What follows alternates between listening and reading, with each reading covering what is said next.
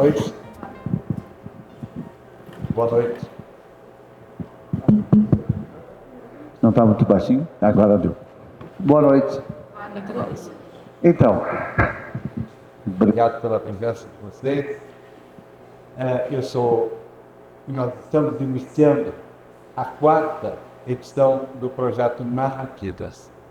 Um projeto que foi pensado para que construíssemos juntos um espaço de histórias, vivências e saberes, para que eles fossem compartilhados. Esse projeto está conduzido por 2 vozes, de tempos diferentes.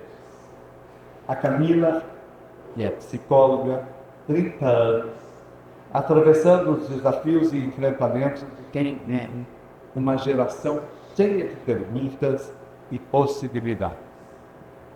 Boa noite. Boa noite. Agradecer a presença de vocês hoje. E esse projeto também é conduzido por um psicólogo, o Marco Aurélio Alves, que é um ativista também cultural, com uma trajetória imensa e marcada pela inquietação e pela paixão que ele tem por todos os projetos que ele se envolve, e que não são poucos, não é, Marco? E também, para completar esse vídeo, o Thiago da minha frase. E o meu microfone está sem bateria, nós vamos dar um toque. Legal. Agora sim, estou me sentindo mais falante aqui. Agora tem poder, né? Agora tem poder. Fala muito, olha, já está dividido que nem igreja. Se eu falo que tem poder, vai ficar mais estranho ainda. Viu só, chegaram mais homens de... seu nome qual é? Hilário. Seu Hilário. E o Genésio tem que sentar do lado de lá, porque os homens sentaram do lado de lá e as mulheres do lado de cá. Então, vai pegar mal para vocês dois. Eu vou ficar falando mal de vocês. Ali, Então, o Thiago é no audiovisual, mais uma mulher sentada do lado de cá, quer ver? Se ela sentar do lado de lá, eu vou dizer que as coisas começam. O Thiago, esse que apareceu agora é o Thiago. O Thiago é um grande profissional e artista do audiovisual que se divide entre Porto Alegre e a Serra Gaúcha. E o Thiago sempre dá um tom muito especial, um toque muito especial de imagem para esse projeto, que já entrevistou 3 outras pessoas, um promotor, o Fernando Andrade Alves, um veterinário, o Vitor Cassola, e na semana passada uma colega psicóloga, a Simone Genebias. Agora tem que passar. Olha, o Thiago já veio com mais um microfone, vamos ver. Esse aqui é melhor. E o Narrativas, então, é esse encontro de vozes aqui, para a gente inspirar, provocar e acolher, sem pretensão nenhuma de respostas pré-definidas, muito pelo contrário, mas trazendo muita curiosidade, muita escuta e muito afeto aqui com todas essas histórias que a gente também já recebeu, como o Marco citou, e hoje com a Valéria, que tem aqui uma história incrível para compartilhar com a gente. Super prático, microfone. Em cada encontro, nós vamos ter um convidado especial ou uma convidada para trazer uma perspectiva única a partir da sua experiência de vida, das suas narrativas profissionais, enfim, da sua caminhada pelo mundo.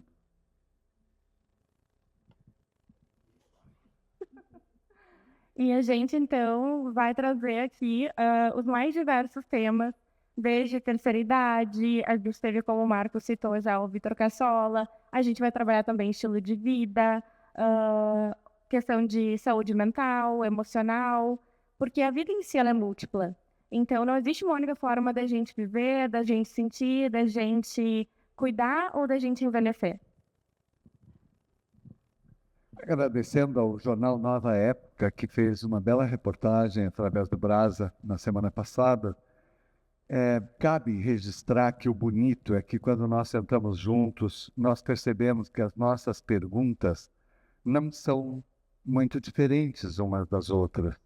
Afinal, nós estamos vivendo, de alguma forma, o desafio de ser gente, de virar pessoas nesse mundo que a cada segundo tem uma nova transformação. E a gente espera que vocês possam sair daqui hoje, então, um pouquinho mais conectados, expandidos e muito mais conectados com si próprios. A partir do que vocês também vão conhecer aqui, a partir da história também da Simone, que vocês também conseguem aproveitar um pouquinho. A Simone foi a semana passada. Desculpa! A Valéria! Nesse projeto, no decorrer de todo o projeto, a gente vai até metade de dezembro, todas as quartas-feiras, de forma presencial aqui no Cívica, sempre às 19h30. E na segunda-feira, o Thiago publica no YouTube, e agora já tem, né? Nós já temos e aí tu fala, um perfil no Instagram para publicar. A gente acabou de montar um perfil no Instagram, então quem quiser seguir a nossa página é narrativas_SRS. E ali a gente vai divulgar, então, o nosso calendário dos nossos próximos convidados, dos nossos temas, alguns recortes também do que a gente aborda aqui, para quem também não puder estar aqui presente, possa acompanhar, além do canal que a gente tem também no YouTube. Esse projeto é um projeto do Instituto Brasileiro da Pessoa, produzido pelo Psicult, Centro de Humanidades e Habilidades, e ele tem o financiamento do Sicredi Pioneira. Nós agradecemos ao jornal Nova Época, nosso apoiador, e ao Cívica, que também nos apoia. E a gente tem também aqui um viés social. Então, também vão ter edições extras aqui que vão ser conduzidas pela Shirley Cortinaz, que é uma assistente social, e vão ser, então, divulgadas em outros órgãos aqui da cidade, de Gramado também, como os CRAS, os CREAS, as APAES, os centros sociais, os presídios, né, Marco? E quais os outros órgãos? O CRAS, CREAS, CAPS, APAE, tanto de Canela quanto de Gramado. E as comunidades terapêuticas para dependentes químicos. Então nós vamos falar agora de Valéria Pinheiro. A Valéria é uma artista visual que instiga a dor, a relação da dor e da cura através da arte. A sua arte busca impactar sobre a tomada de consciência e humanização. A Valéria pinta o que lhe toca e lhe atravessa, e que ecoa a sua história e a sua alma. A sua arte fala de injustiças, abandono, violência silenciada, sofrimento, desumanização e falta de dignidade humana. A Valéria fala que o que lhe encanta é a transformação através das oportunidades, o acolhimento, o resgate da dignidade, a cura e a possibilidade de sonhar. Quando a sua arte toca alguém, a transformação, a cura também acontecem nela mesma. Por isso que a gente fez questão de trazer as obras da Valéria, das quais ela vai falar depois. Na sua formação e titulação tem de 2004 um pós-graduação em arte-terapia na Faculdade Metropolitana de São Paulo. De 2005 a 2009, uma graduação em artes visuais na Universidade Regional do Nordeste, no estado do Rio Grande do Sul, na Unijuí. De 2017 a 2019, mestrado em Educação na Universidade Regional, na URI, em Santo Ângelo. O título do trabalho é Plantar uma Semente no Deserto, a experiência com a arte, a educação e a formação humana de crianças e jovens em projetos sociais do Brasil e Moçambique. Depois disso, a Valéria tem uma formação complementar, que é, em 1990, ela fez um trabalho em serigrafia, uma formação em serigrafia, 2000, designer de letras, formação em cerâmica, formação em batik, em Moçambique, na África, e design de comunicação multimídia na Universidade Pedagógica de Moçambique, em Maputo. Formação em artesanato de folha de bananeira em Malawi, na África. Ela tem uma premiação coletiva no Vaticano, em 2015. A Valéria também tem outra premiação que lhe fez membro titular da cadeira número 8 da Academia Amazonense de Artes, Ciências e Letras, patronímica de Frida Kahlo, Academia Amazonense de Artes, Ciências e Letras. Valéria Pinheiro, que atualmente reside em Frederico Westphalen, onde nasceu. Aqui está. Boa noite, Valéria. Boa noite, Marco. Boa noite, professor Camila, perdão. E boa noite a todos que se fazem presente aqui nessa noite e a todos que voltam a assistir, né, ao decorrer do tempo, né. Boa noite e obrigada pela oportunidade também de dividir um pouquinho a minha história e essa jornada, né, através da arte com todos vocês. E além desse currículo incrível que eu tenho, né? Acho que a gente já pode começar, então, te perguntando como foi, então, a tua inserção dentro da arte? Como foi esse teu processo, essa tua iniciação? Bem, eu comecei muito cedo. Eu tinha 12 anos de idade, uma menina do interior. Eu tinha uma vontade enorme de desenhar, de pintar. E naquela época, ao contrário de hoje, a gente não tinha internet, a gente não tinha as redes sociais, onde que a gente poderia buscar esse aprendizado, né? Então, eu lembro que na época era bastante difícil, por conta exatamente dessa distância, né, com os meios e comunicação, e a própria questão mesmo de centros maiores para a formação. E com muita dificuldade eu fui trilhando um caminho de autodidata e com muito amor e muita vontade eu fui pintando e até que um dia eu consegui chegar a fazer o tal curso universitário tão sonhado, né? E aí eu me formo nas artes visuais, entendo que é o caminho de um artista e também de um arte educador. Então, a partir desse momento, eu entendo e começo a fazer os meus trabalhos a partir de céu. Já naquele tempo, eu queria realmente buscar esgotar uma temática, um tema, né? E na época, até a primeira série que eu pintei foi sobre os agricultores. A agricultura da nossa região, que é uma região tão forte na agricultura, né? E tanto que um dos meus prêmios no Vaticano é a partir de uma dessas telas, dessas obras. E eu sempre lembro que na época uma jornalista no Vaticano me perguntou se era uma denúncia, né? Ela via o meu trabalho talvez como uma denúncia. E na época eu era mais nova e tinha uma outra percepção de mundo, né? Eu disse que não, era apenas memória afetiva que eu trazia da infância, de quando eu morei um tempo aqui nessa região, né, da capital, e então eu ia na infância, né, visitar a casa dos meus avós e eu tinha aquela lembrança, né, e aí eu pinto crianças brincando, trabalhadores trabalhando arduamente naquela terra, né, e aí ela me pergunta e na época eu digo que não. Mas hoje eu entendo que já era com toda certeza uma denúncia e hoje eu vejo muito meu trabalho com esse viés, né? Tu fala da arte como uma ponte entre a dor e a cura. Quando é que tu percebeu que a arte teria esse papel para ti? Ou seja, como é que tu chegou a essa conclusão de que através da tua criação tu estava também te tratando? Bem, eu acho que é uma construção, né, que a gente vai entendendo quando a gente tem um pouco mais maturidade, mas a arte sempre teve para mim, eu sempre vi a arte como um processo de cura, e eu sempre digo que ela me curou e ainda continua me curando, né? Ela tem essa potência, né?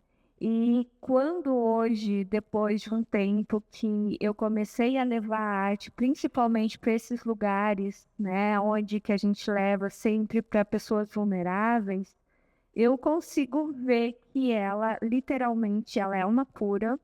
E como você leu ali a narrativa, eu acho que quando eu vejo esse processo acontecer através da formação, né, esse próprio olhar para dentro, assim, de que muitas vezes a arte faz a gente, que remete essa conscientização, eu acho que cria esse olhar de cura, literalmente. Então, para mim, ela sempre foi, e eu acredito que vai ser sempre algo muito positivo nessa função de curar também. Além de tudo que ela proporciona, literalmente eu entendo que ela também tem esse poder de cura. E eu te pergunto também como é que é o teu processo de criação? É pela observação, é pela intuição, é pela escuta? Como é que tu escolhe, assim, os teus retratos? Bem, eu acho que são coisas que tocam, né? Eu sempre digo que o artista, ele é fruto do meio também, né? E quando a gente se propõe a trabalhar algumas temáticas, tem muito a ver com o meio onde você está inserido. Então, eu nunca poderia ser uma artista que pintaria marinhas e tal, né? E quando eu vou para a África e eu faço toda essa imersão, principalmente nesses lugares onde que eu vivo, eu tenho essas vivências, então lá, mais do que nunca hoje, para mim, é uma fonte inesgotável de questões que eu quero falar a partir, que eu quero trazer para as pessoas, conhecer essas histórias, dessas invisibilidades, dessas injustiças, né? Então, hoje eu tenho muito essa relação desses lugares onde que eu atuo enquanto uma arte educadora, e isso para mim me inspira muito, né? Porque eu tenho uma relação muito forte com essa questão, né, desses espaços, e então por que não trazer? Isso mexe comigo, né? Isso mexe a ponto de dizer o quanto para mim eu acho que é relevante, né, a gente falar dessas. Há pouco o Maico mesmo falou de que a gente está vivendo um contexto de que cada vez a gente está se ligando mais nesse automático. Eu acho que a gente está se desumanizando. E para mim a arte, entre todas, talvez uma das coisas mais lindas que ela faz com o ser humano é essa humanização, né? Ela nos humaniza, ela nos traz a sensibilidade. E eu acho que essa é a potência maior do que a arte pode fazer com o ser humano, né? A gente, afinal, só tá ali de viver o que realmente era para ser, essa conexão, né? Para mim, a arte também tem essa conexão, além de ser algo muito nosso, tem com o divino. E não estou falando de religião, estou falando de espiritualidade, né? Então, eu acho que essa conexão com o outro é quando a gente olha no olho, quando a gente sente a dor do outro. E o mundo está tão carente, né? Está tão carente de pessoas que olham para o outro no olho e tem esse poder da escuta, vocês que são psicólogos, né? Então, eu acho que, pelo menos eu entendo que a minha arte eu tento levar e trazer ao mesmo tempo, criar essa ponte, né, desses lugares que são mais favorecidos. E eu sempre digo que o lugar onde que nós estamos hoje é um lugar muito favorecido, porque quem conhece aonde que eu conheço, esses contextos que eu conheço, enquanto África, são lugares que a gente não acredita que é possível e que existem. Tu mencionou a África e eu queria te perguntar como é que tu chegou até isso, ou seja, como é que a África entrou na tua vida e que lugares e por que tu vai para a África? O que tu faz lá na África quando tu vai, quando tu começa essa trajetória e faz uma ligação entre Brasil e África? Como é que isso entrou na tua vida? Bem, eu falei um pouquinho da minha trajetória. Enquanto criança, eu tinha essa vontade de me tornar uma artista. E nessa época também eu cresci escutando a fome e as misérias físicas que existiam na África. E eu sempre tive uma vontade muito forte de ir até esses lugares, de conhecer, né, essas narrativas, assim. E eu tinha já alcançado alguns prêmios, eu tinha alcançado alguns lugares enquanto artista e tudo mais, mas eu sempre sentia um vazio. E em 2017 eu decidi que eu gostaria de conhecer a África de uma forma ou de outra. E me inscrevi numa organização humanitária, né, que faz um trabalho lá.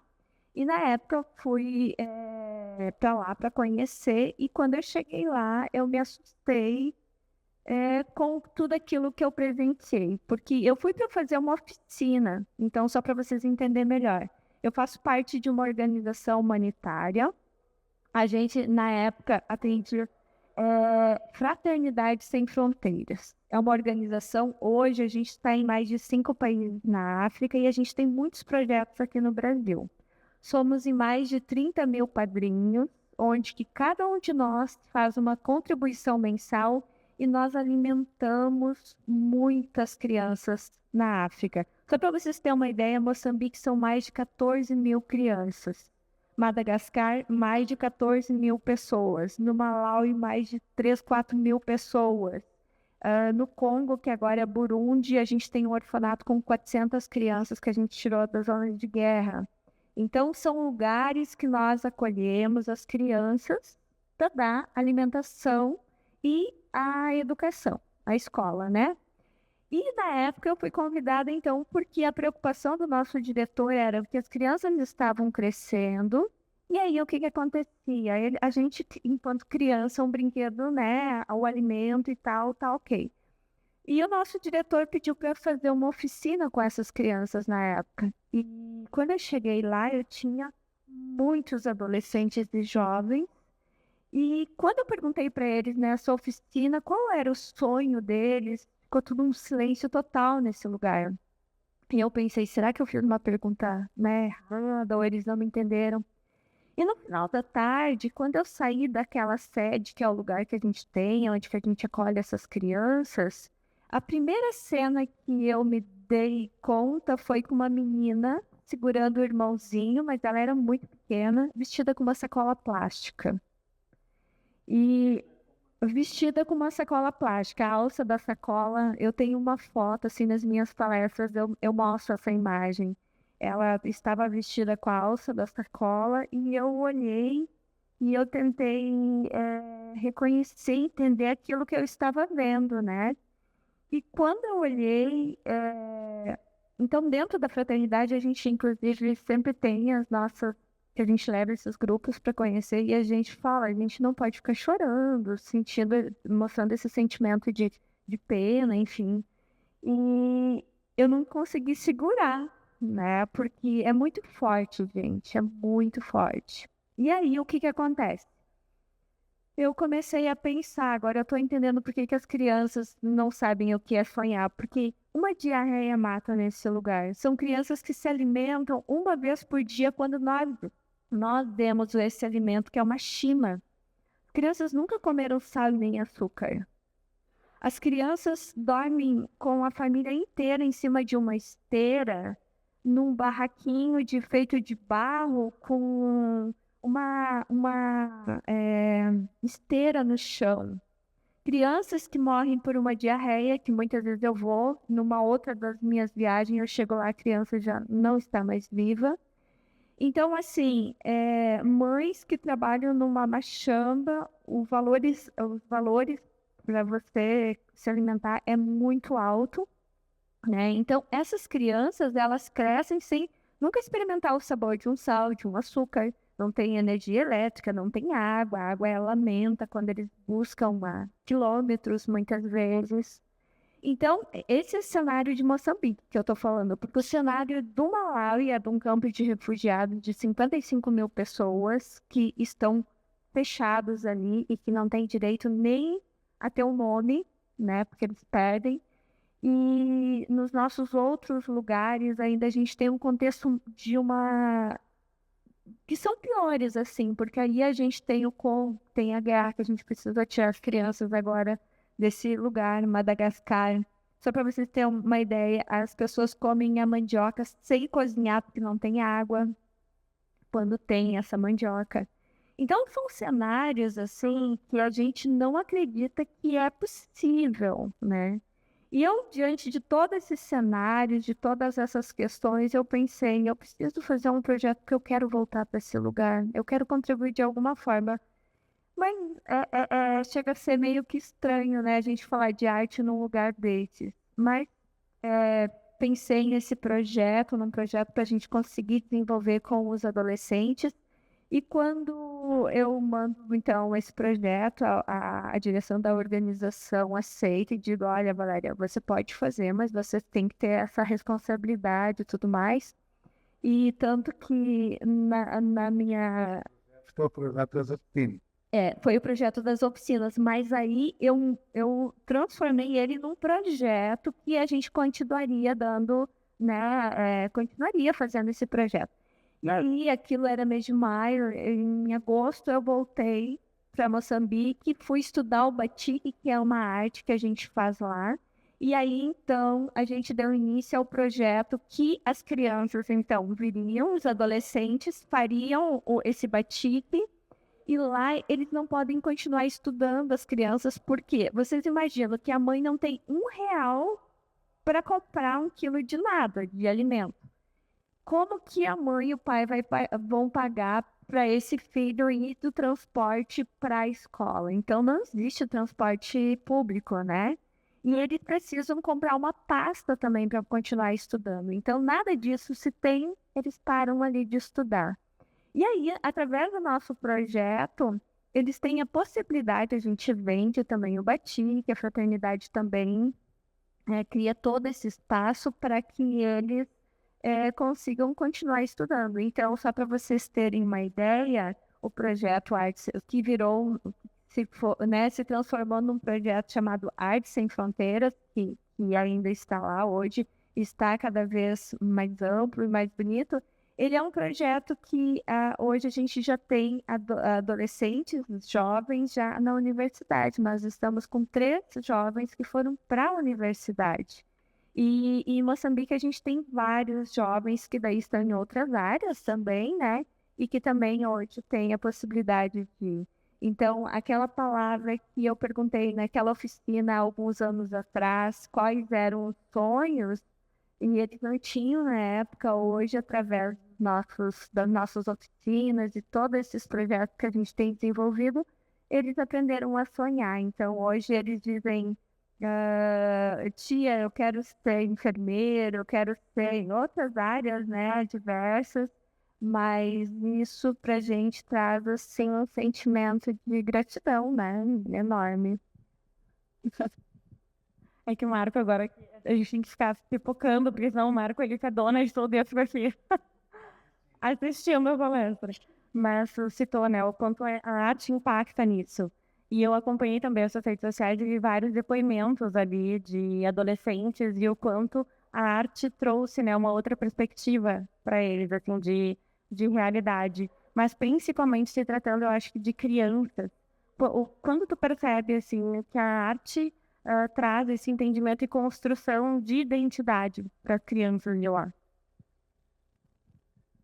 Eu acho que é bem pertinente. Essa pergunta que você traz é muito visível, porque quando eu tenho acesso sempre a esse público, digamos assim, e aí quando eu falo esse público, eu falo de mulheres e crianças, que é o nosso público, dessa vulnerabilidade que a gente trabalha, eu costumo dizer que quanto mais eu conheço essas pessoas, menos direito elas acham que têm, né? E não poderia ser diferente. Quando eu pergunto para eles quais eram os sonhos deles, eles não tinham sonho, porque eles são invisíveis perante toda a humanidade. Gente, eles são invisíveis para nós. A mídia traz isso para nós. E quando traz, o que a gente faz?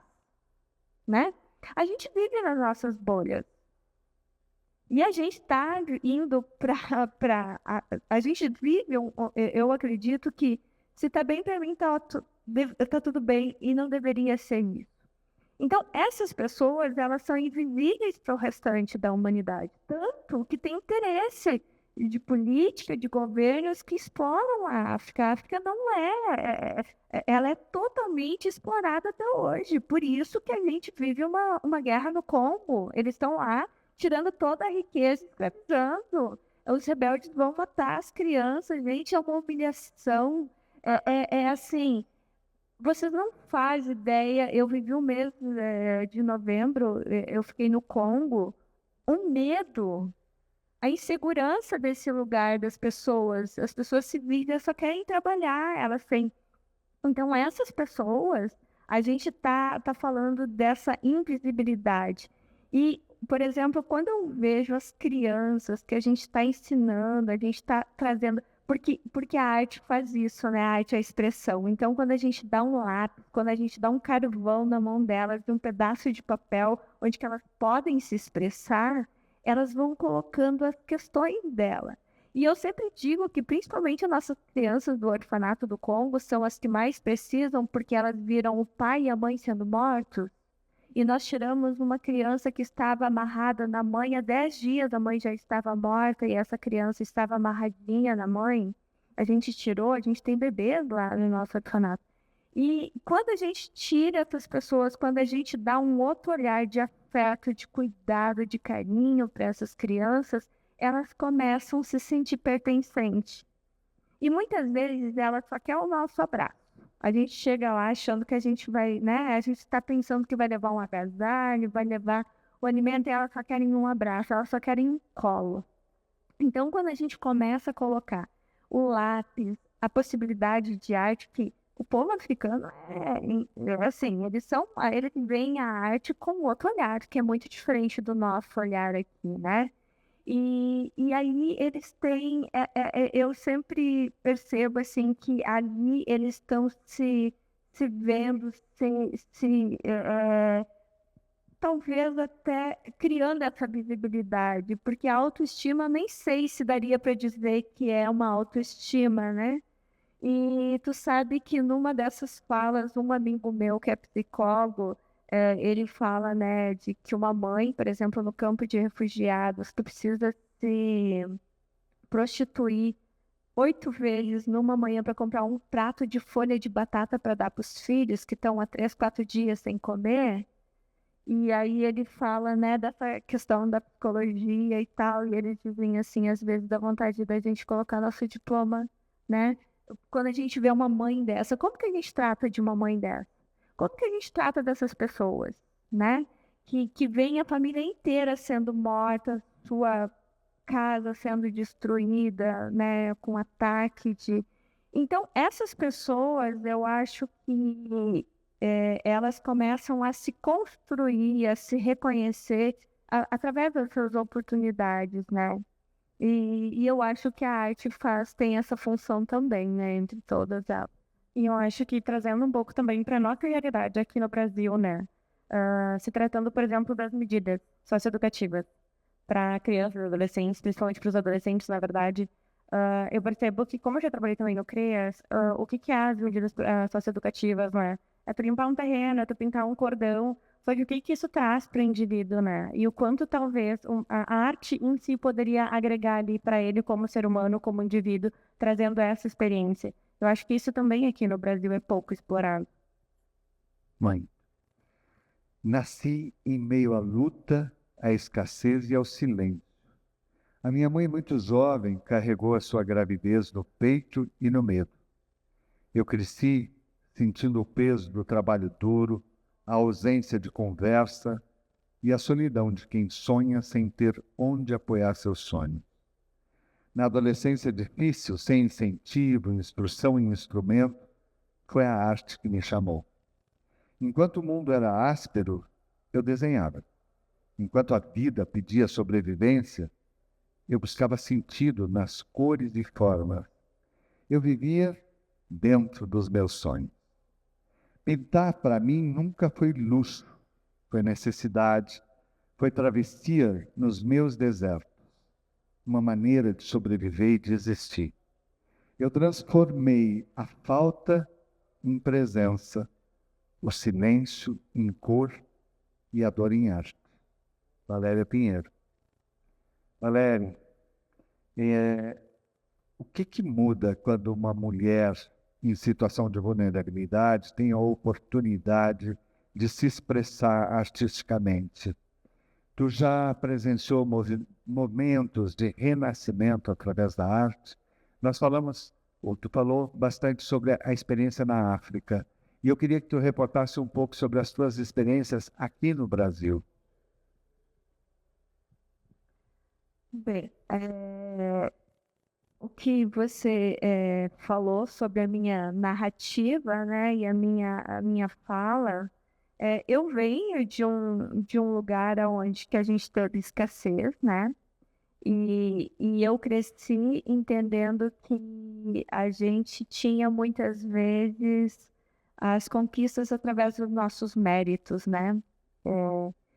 E quando eu entendo hoje que, pelo menos eu passei a não mais acreditar que é só através dos méritos, né? Porque hoje, quando eu trabalho num presídio com as detentas, ou que eu trabalho numa clínica de recuperação para dependentes químicos, eu entendo que existe toda uma questão social aí, e que se a gente for ver mais a fundo, as coisas não são, às vezes, como a gente imagina, né? Ou a gente não poderia, às vezes, ter esse olhar de julgamento, como muitas vezes a gente fala, porque quando eu estou presente dentro de um presídio, que eu estou levando a arte, e eu entendo como uma menina cresceu no meio de, muitas vezes, de uma família onde que foi violentada, que teve o pai que também foi preso. Então tem toda uma estrutura que já veio muitas vezes, né?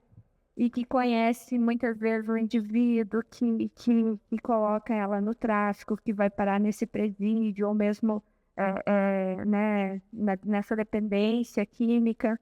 Então eu começo a entender que eu tive oportunidades diferentes no que se diz respeito a ter um pai e uma mãe que me orientasse no sentido, né, do que exatamente nos princípios e valores. E quando eu vejo essas narrativas, eu também relembro das minhas dores, das minhas questões. Então, eu acho que através disso eu desenvolvi, digamos assim, um olhar mais afetuoso para essas questões, porque também dói em mim. Mas fico pensando que esses lugares que a gente presencia, que a gente tem a possibilidade de levar a arte, eu acho que é muito importante, porque literalmente são lugares de escuta, às vezes, né, de troca, e que muitas vezes a gente tem um regime onde que ele é tão apático que ele não tem nada de humanização, né, e que é só um julgamento e que a gente não entende o que tem por trás de tudo isso. Então, eu acho que eu caminho muito perto dessa relação de ver o quanto ela é benéfica no sentido de escuta também e de afeto, né? E eu vejo o quanto a gente pode transformar a partir desses afetos.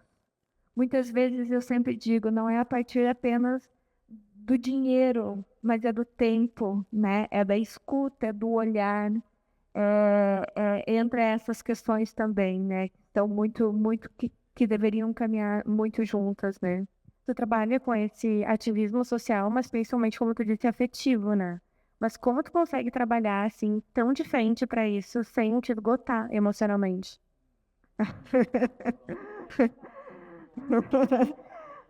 Bem, a gente falava isso ontem, eu e o Marco, porque vocês são profissionais da área, né? E eu não sou. Eu sou apenas uma Mas artista. mesmo a gente sendo profissional da área, o que eu vi, até conversando contigo hoje, eu não teria nenhuma condição, nenhuma estrutura emocional para lidar com o que tu lida. E assim, eu sempre digo, tem formas diferentes de olhares também, porque, assim, às vezes você pode olhar, tem duas pessoas olhando para a mesma, né, para o mesmo assunto, mas com olhares e formas diferentes. Eu sinto muito. Eu realmente, eu paro, eu choro muitas vezes, eu vou para casa e aquilo muitas vezes fica reverberando, né? Mas, enfim, eu fico pensando e sempre agradeço, porque é um aprendizado constante, né? Eu fico pensando, quando eu estou dentro do presídio, o quanto a nossa liberdade é a coisa mais maravilhosa que existe. O quanto você não ser um dependente ou que você tem algum tipo de vício é libertador.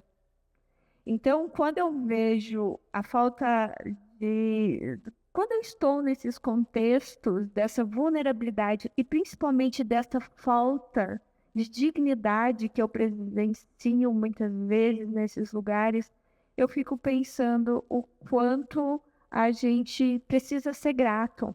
Então, o meu sentimento é de dor, mas ao mesmo tempo é de gratidão de ver que, graças a Deus, né, a gente tem esse posicionamento, esse lugar de ajuda, né? E não que eu estou fazendo algo muito além, mas eu não estou sendo ajudada, já é algo muito positivo, né?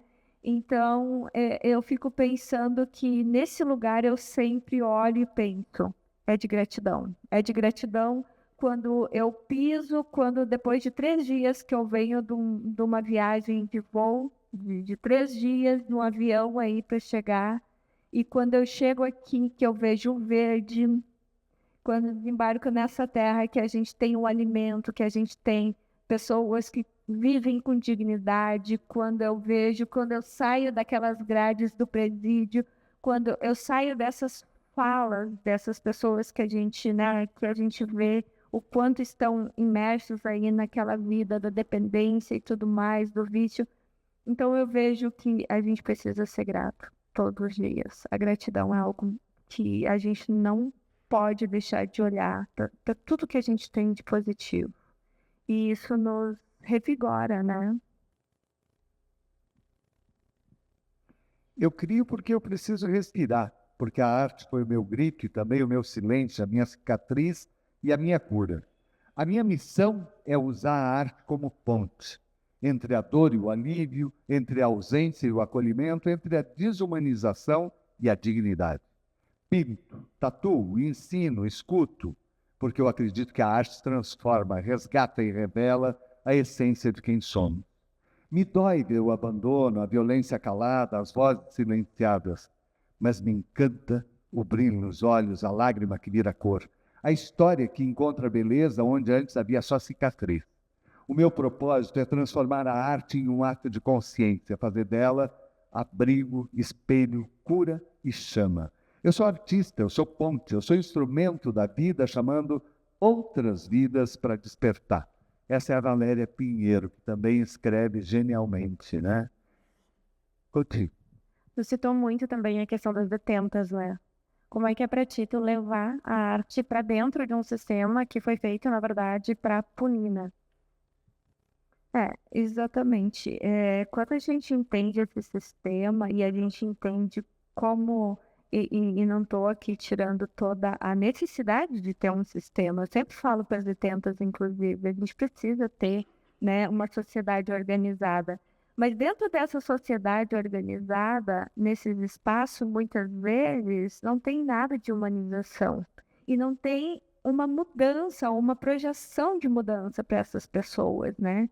Então, tudo que eu tento fazer através da arte, eu sempre digo que a arte, para mim, é essa ponte de chegar a elas, é mostrar que existe um mundo diferente e que a gente pode olhar para esse mundo a partir de uma outra concepção de vida, né?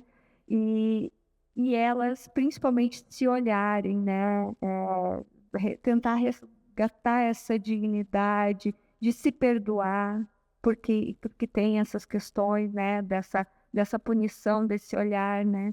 Então, eu tento, dentro desses processos que eu levo enquanto arte educadora é levar exatamente esse olhar de que elas podem restaurar a dignidade delas, né? E até porque eu não acredito num sistema que só aprisiona e que não faz nada para o indivíduo mudar, né? Porque lá, se a gente for ver, para quem muitos que entram de uma forma, lá vão sair piores por dentro, por questões. Então, eu fico pensando que se a gente tivesse talvez um sistema onde que mostrasse um outro caminho, né? Que desse essas oportunidades, né? Talvez a gente teria algumas pessoas que poderiam se salvar aí também, né? E então é sobre um pouco sobre isso. Eu acho que a arte que eu proponho, a arte educação que eu proponho, é através desse olhar, dessa conversa, mas principalmente dessa conscientização de se olhar para dentro, né? De muitas vezes entender qual é o seu papel, né? De ter um sentido e um propósito de vida. Quando eu falo muitas vezes com as pessoas, né? Os meninos, principalmente os rapazes do lar que eu trabalho enquanto os dependentes, eu falo a eles o quanto a gente precisa ter um sentido e um propósito de vida, né? É a gente entender que muitas vezes, se a gente não tiver esse propósito, esse sentido, a gente vai estar perdido literalmente, principalmente nesse mundo que a gente vive, né?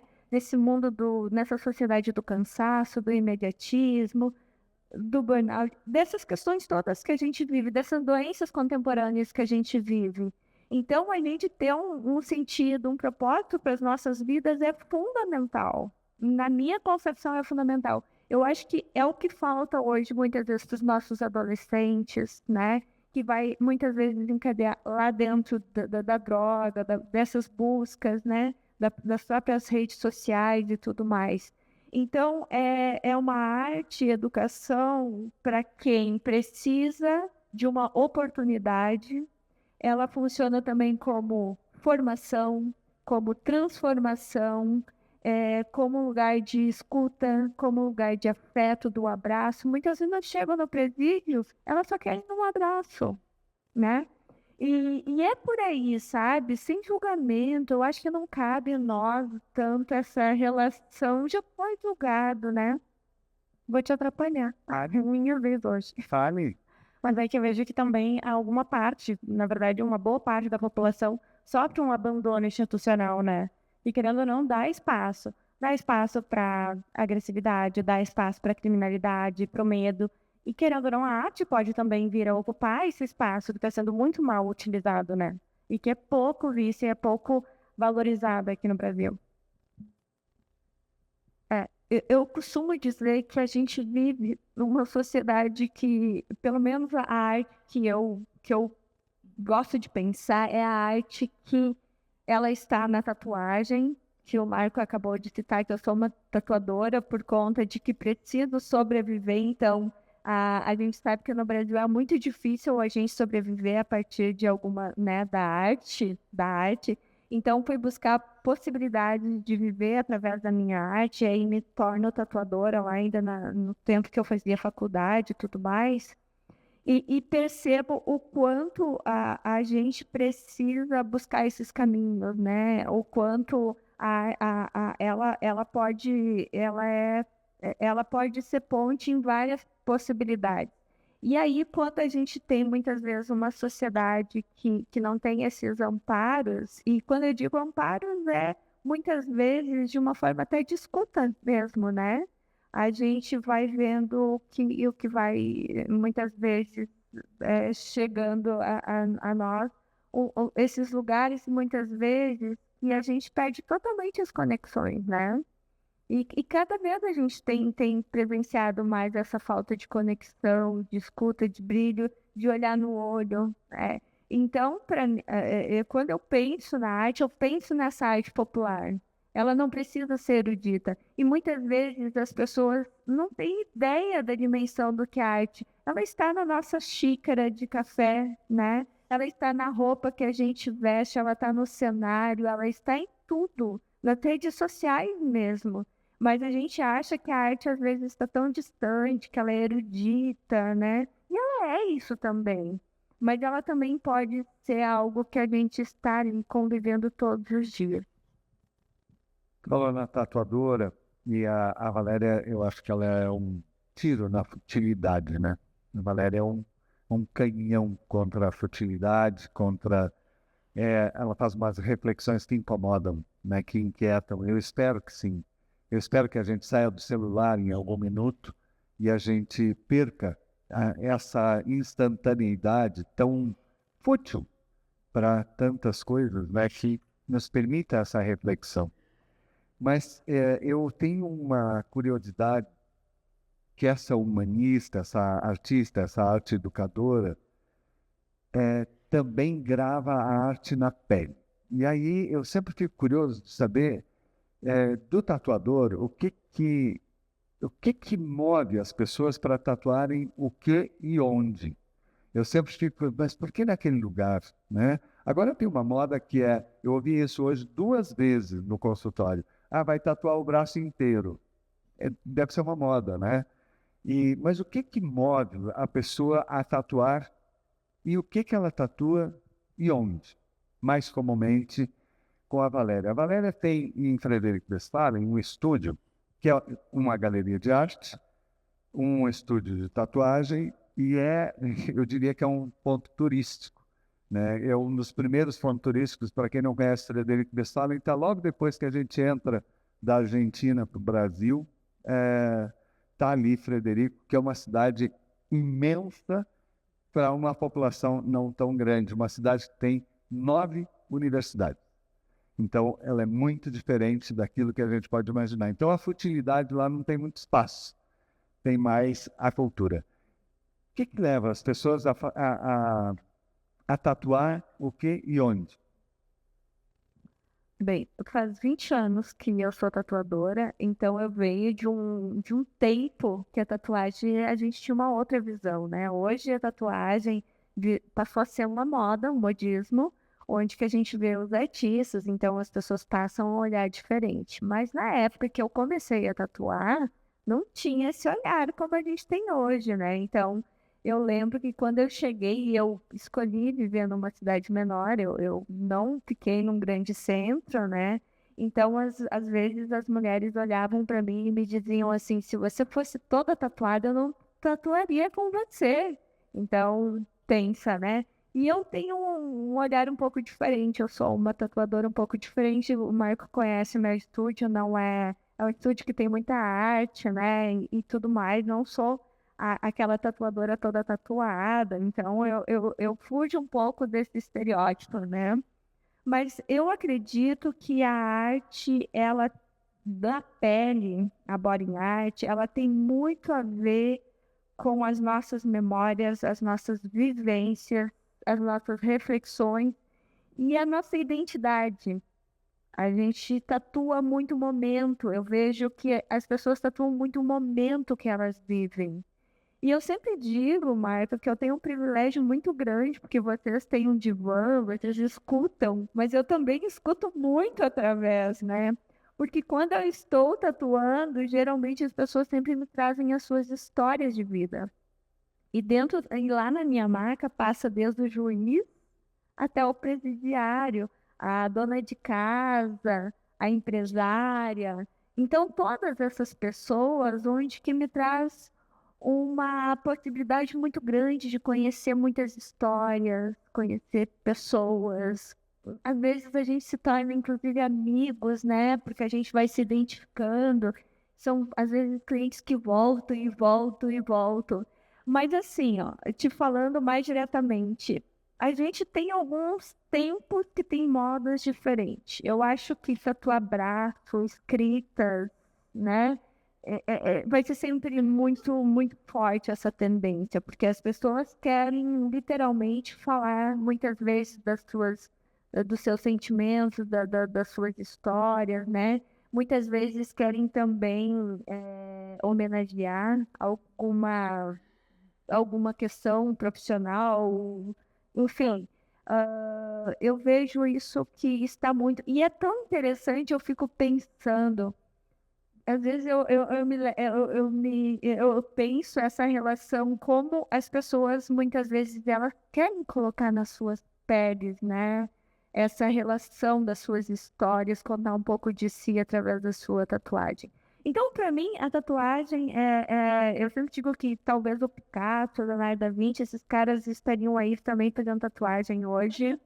Porque é o que a gente vive, o nosso tempo, o nosso tempo é essas possibilidades que a gente tem enquanto ser um grafiteiro, né? A gente ser um tatuador. Então, é essas possibilidades que a gente tem de fazer.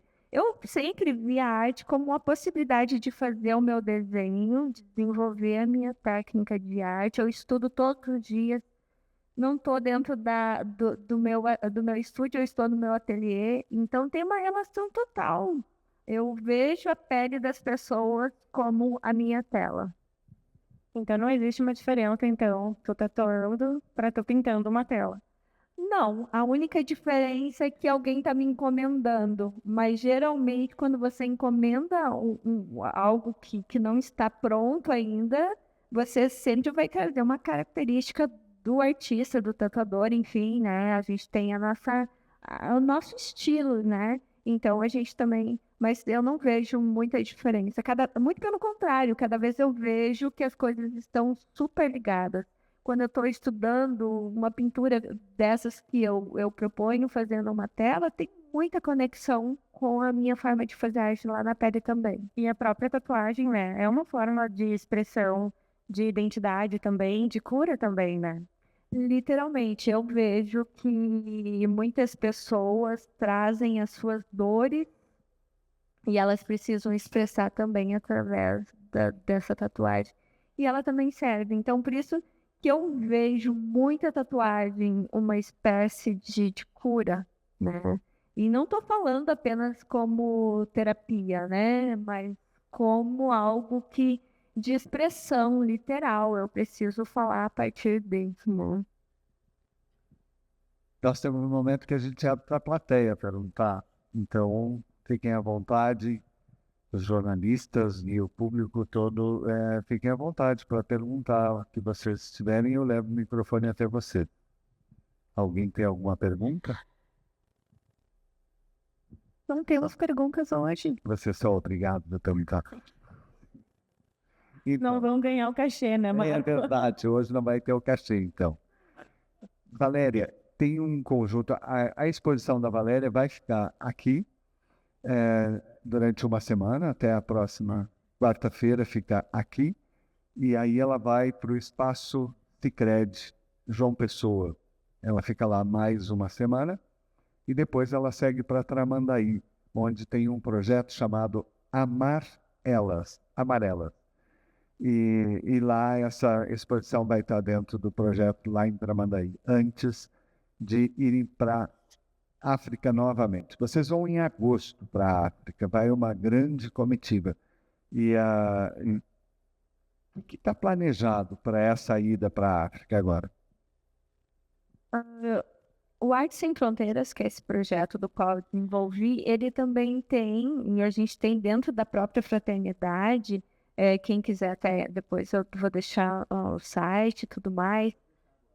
Tá. A gente tem, quem quer conhecer um pouco mais sobre o Fraternidade Sem Fronteiras, né? Só procurar no site www.fraternidade Sem Fronteiras. E lá tem uma forma que você pode apadrinhar. 25, 50 reais, enfim. Você pode se tornar um padrinho e você escolhe um país ou um projeto desses que você queira apadrinhar. Isso dentro da Fraternidade Sem Fronteiras. E, gente, isso é muito importante. Porque tira uma criança lá da fila de espera e a gente consegue apadrinhar. E a fraternidade se preocupa com a transparência do trabalho. Então, ela quer que os padrinhos vão conhecer, porque os padrinhos também vão falar do que a gente está fazendo lá e vão trazer, né, essa visão, essa ponte, né, essa janela. Então, a gente tem uma caravana, do qual a primeira vez que eu fui através de uma caravana. É um grupo de pessoas que vão com um coordenador e a gente vai fazer um trabalho específico. Eu tenho um grupo de pessoas que eu vou liderar agora em agosto para Moçambique. A gente vai em 20 pessoas, a gente está em quase 20 pessoas, e a gente tem frentes de trabalho. A gente vai, por exemplo, levar doações de roupa, alimento para comunidades mais distantes. A gente vai criar brinquedos e materiais pedagógicos, porque lá as crianças estudam embaixo de uma árvore. Elas não têm um pedaço de papel para escrever. Então, eles aprendem muito através dos objetos. Nós temos a pedagogia Montessori, e aí nesse grupo, eu organizo para que a gente cria esses materiais, né, letras, números, de forma de aprendizado. Então, a gente vai com esse propósito. Outubro eu vou para o Burundi, onde que a gente tem outra comitiva, outra caravana que também vai fazer outros trabalhos lá. Então, a gente vai com essas missões. E quem quiser um dia ir com a gente, conosco, fica à vontade, se inscreve lá. Primeiro tem que ser padrinho, né? E depois pode conhecer todo esse trabalho que a gente desenvolve lá. Gente, eu sempre digo, é um divisor de águas na nossa vida. A gente nunca mais consegue ser como a gente era antes. Porque a gente passa a ver o mundo de uma forma diferente. A gente passa a ver o outro com outro olhar, né? E principalmente pelas nossas questões, muitas vezes, que a gente reclama da nossa vida, né? Por coisas, às vezes, tão fúteis. E a gente começa a prestar mais atenção de uma forma... Então, eu deixo esse convite para quem quiser conhecer o Fraternidade Sem Fronteiras. E na nossa associação, o Arte Sem Fronteiras, que é o projeto onde que eu levo a arte e educação para crianças, para mulheres e para idosos, né? Sempre esse público mais vulnerável que eu acredito ser, né? Os mais vulneráveis. Então, também a gente tem uma associação onde que a gente leva os projetos para esses lugares, e também a gente tem uma forma de apadrinhar. A gente também tem um site que as pessoas podem entrar lá e podem nos ajudar. Não tiveram conhecer a tua. Eu tenho, né, uma rede social chamada Valéria Pinheiro Art, né, Temudo, e vocês podem conhecer lá meu trabalho. E também a gente tem o Arte Sem Fronteiras VP, que lá a gente mostra um pouco de tudo que a gente faz nos projetos, aí com as detentas, com as crianças da África, com os jovens, né, da Clínica das Almas. Enfim, todos os nossos trabalhos estão lá, e tudo que a gente faz. Então, quem quiser conhecer um pouquinho mais, pode olhar nas nossas redes lá.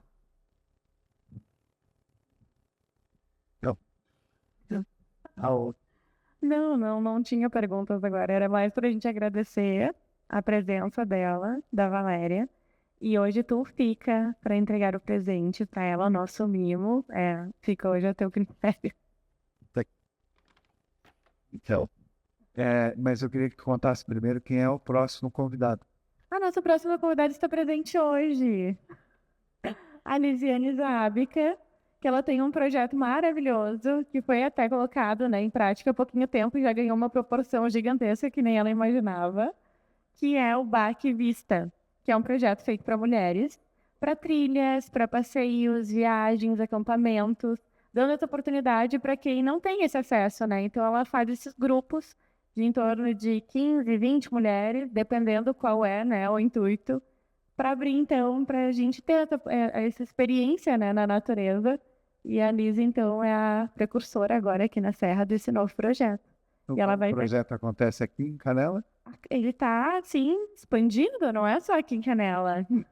Ela também está fazendo em outros locais, sobre a Santa Catarina. A gente fez a trilha do Rio do Boi. Agora também teve nas Pirâmides. Qual é o nome do lugar? Grão-Pará, isso. Então não é só em Canela. Quem sabe uma Patagônia? Legal. Até a semana que vem. Acabou a bateria. Acabou a bateria. Então, Valéria, eu quero primeiro te agradecer a oportunidade de ter aqui, o quanto isso enriquece o nosso projeto, o que para nós é muito importante, porque nós vivemos num local, a Canela é um local de turismo, e a tua arte traz mais beleza para esse público que vive aqui, e que escolheu aqui para viver. e que, consequentemente, tem muito a mostrar para o turista. Cada vez que a gente conversa, eu acho que o lugar dela viver é aqui. E de quem canta também. De quem canta também é aqui. Então, nós vamos te deixar uma caneca, né? É um segredo aqui que a gente faz, que é a caneca que é o presente do projeto. É uma caneca que leva o logo e o nome da Valéria. E desejar que a tua volta seja breve, que em breve a gente possa te ter aqui de novo, que a gente possa te encontrar com outras exposições e, quem sabe, uma oficina. Quem sabe trazer para cá uma oficina em breve. Bem, eu tenho só a agradecer, né, a você, Marco, que é um amigo queridíssimo, uma pessoa que eu admiro muito e que tem um carinho enorme aqui pela Serra. Eu sempre digo que se eu não morasse no Frederico, eu moraria aqui. E a gente tem, né, aqui, a gente sabe que também tem esse movimento muito grande, cultural, voltado às artes. O Marco é uma dessas pessoas que faz a frente, lindamente. E eu quero dizer que também, gente, a gente pode ir ampliando Artes Sem Fronteiras, a gente quer ampliar eles, levar para outros lugares, né? Então, se onde tiver a necessidade, a gente está, né? A gente está abraçando mais lugares. Também faço palestras, então, se um dia vocês também quiserem ver um pouquinho mais sobre essa janela, onde que eu trago imagens, tão forte, inclusive. E a gente também faz, né, esse trabalho de divulgação e, ao mesmo tempo, trazendo esse olhar para a humanização e para a conscientização, né, Marco, através desse trabalho que a gente tem feito por aí. Então, só tenho a agradecer a vocês que gentilmente vieram essa noite aqui também fria, né? E Marco, é isso. Qualquer coisa, é só nos chamar que a gente com certeza caminhamos junto. Como a gente diz na fraternidade, estamos juntos.